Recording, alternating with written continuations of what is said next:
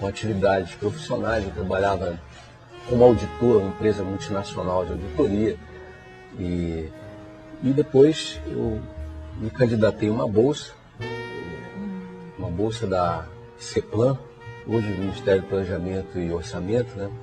Essa bolsa era vinculada ao SEBRAE. SEBRAE, naquela época, era com C, era Centro Brasileiro de Apoio, hoje é Serviço, né?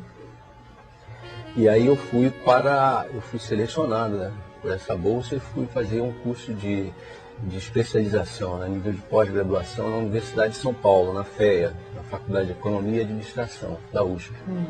E lá fiquei durante um ano, né, nesse curso. Depois retornei para cumprir os meus compromissos da Bolsa de Estudo, né, como profissional consultor da Associação do Departamento Econômico da Associação Comercial do Rio de Janeiro. Tudo número, você só mexia com número. Com palavras também, porque aí nós fomos fazer trabalhos, por exemplo, de análise conjuntural. Aí quando eu comecei a fazer trabalhos com empresários, pequenos e médios empresários, pequenos cursos rápidos, né, de finanças para pequenas e médias empresas, né, e custos. Então, como orador, você já estava desenvolvendo já trabalho com as palavras. Fazendo esse trabalho e também preparando estudos de interesse do Departamento Econômico, né, da Associação Comercial. Como é que pintou Brasília nisso? Pois é, essa é uma outra coisa interessante, porque o SEBRAE tinha um convênio com a Associação Comercial, com o Departamento Econômico. Esse convênio, ele acabou. E aí, muitos profissionais, eu inclusive, que estavam naquela época atuando, foram para outras oportunidades. Eu ali fiz uma transição para trabalhar em governo.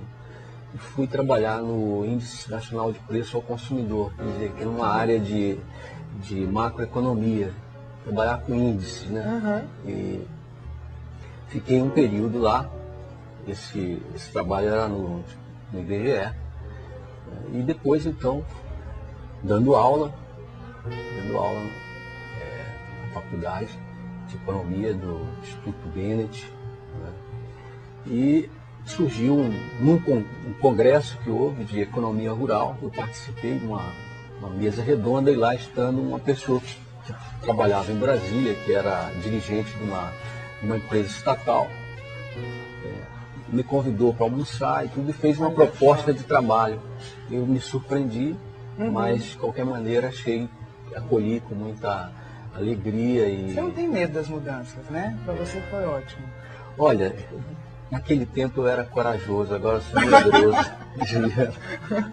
Você foi mais ousado, então, né? Acho que a ousadia é filha da ignorância, né? Talvez fosse isso. Já aprendeu, né? A gente vai, o tempo é voraz, né? E vai moldando, vai reduzindo essa carga de valentia, né? Talvez até de falta de cautela, né? Mas aqui você foi abraçado também pelas pessoas, né? Todo mundo que conhece a história literária de Brasília se refere a você com muito carinho. Eu quero entender como é que você caiu no Distrito Federal até chegar nesse ramo da produção literária. Na 10ª hora desse convite, eu telefonei até para testar se de fato se aquilo não era um arrobo de almoço, né? Ou se aquilo valia mesmo. E era por pra valer. incrível que pareça, era para valer. Essa pessoa me deu o telefone na própria residência, eu falei com a esposa dele, estava caminhando de noite, como é hábito, né, de Brasília, e ela disse, olha, tão logo ele suba, ele vai retornar para você. E assim foi feito. Ele disse, olha, naquela época existia ponte aérea, Rio e Brasília. Pega o primeiro horário da ponte aérea que eu vou mandar te apanhar no aeroporto. E eu comecei a trabalhar em Brasília sem contrato durante um mês. Eu conversei com essa pessoa, fizemos uma reunião depois com o presidente dessa empresa, certo? Participei da reunião, tudo aí. Eu fui, então, aceito, entre aspas, né? Porque depois eu vim fazer todo o processo seletivo, né? Exames médicos, psicológicos e tal. Mas eu fui aceito já com uma tarefa específica que estava posta já à mesa lá. E assim começou a minha trajetória em Brasília, da forma que eu acho mais desejável, né? Você atuando, né? Porque esse ano é um marco na tua história de 10 anos de dedicação ao ofício literário. Eu acho isso muito bonito. Agora, por que só em 98? O que aconteceu nesses 18 anos de chegada em Brasília para você encontrar a literatura 18 anos depois? Foi assim mesmo? Não, a literatura sempre esteve junto com a minha atividade principal, né, de profissional como economista, né, como cientista político. Por quê? Porque a leitura ela é indissociável do trabalho de qualquer escritor, né? Então sempre eu estive vinculado de uma forma muito afetiva, né? E procurei aqui, quando cheguei em Brasília, desde o primeiro momento, eu sempre procurei estar em interação muito forte, procurando sempre conhecer outras áreas, aprender com essas pessoas que estavam fazendo outras coisas. E isso me deu muita força para permanecer, né, aqui e gostar e amar.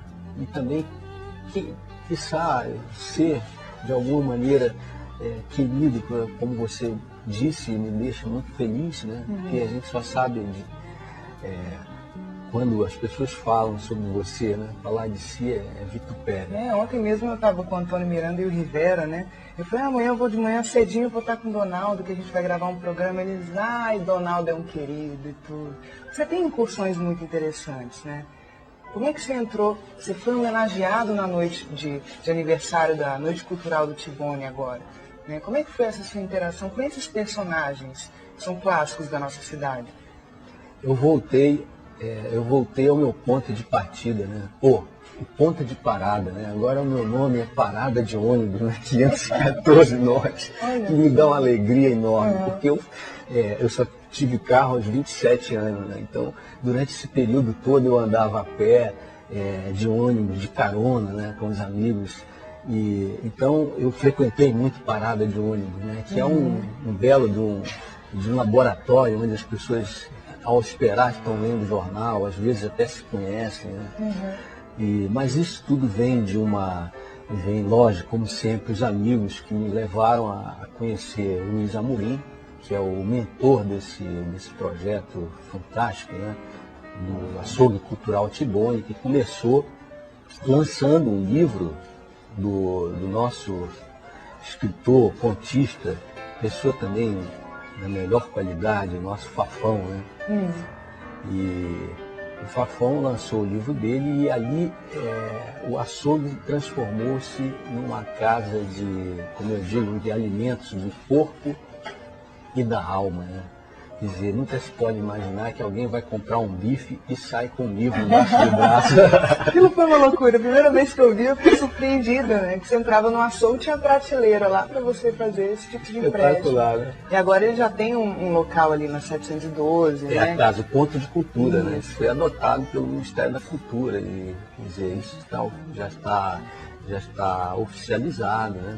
Que é um avanço nesse processo, né? Mas eu, ainda daqueles primeiros tempos, fui um daqueles que participou das noites culturais, lendo poesia, e junto com outros artistas também, como G. Martu, por exemplo, nosso queridíssimo G. Martu, diretor, ator, com o seu grupo, né?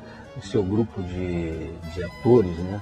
Marisa Castro, e a Gisele Lemper, tantos outros atores maravilhosos, músicos também, como Carlos Bivar, todos da cidade, né? E também Miquéias Paz, essas figuras que todos conhecem, né? Enfim, e ali acabamos por participar também, houve o próprio Luiz Amorim, chegou à conclusão que ele deveria criar um conselho cultural. Ele convidou algumas pessoas que colaboravam, alguns artistas, né? Escritores, músicos, pintores, e acabei sendo um desses participantes desse Conselho Cultural Tibone, né? E que é uma atividade que eu priorizo e acho da maior importância que haja esse espaço para um escritor, para um cidadão,